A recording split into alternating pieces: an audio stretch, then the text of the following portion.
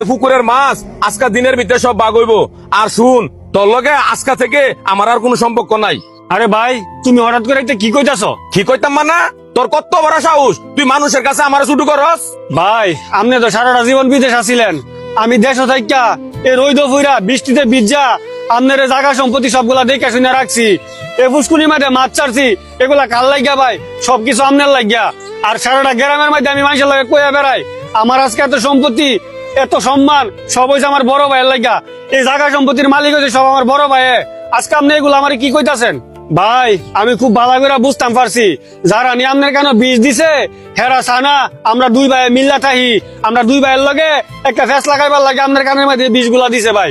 শরীফ ভাই, রাজীব ভাই সবসময় আপনার কথাই বলে, আর এটাও বলছে যে আপনি এবার বিদেশ থেকে আইলে যা সম্পত্তি আছে সব আপনারা বুঝাই দিব। আর আপনি বিদেশ থেকে আসার খুশিতে রাজীব ভাই মাছ ধরার প্রস্তুতিও নিছে।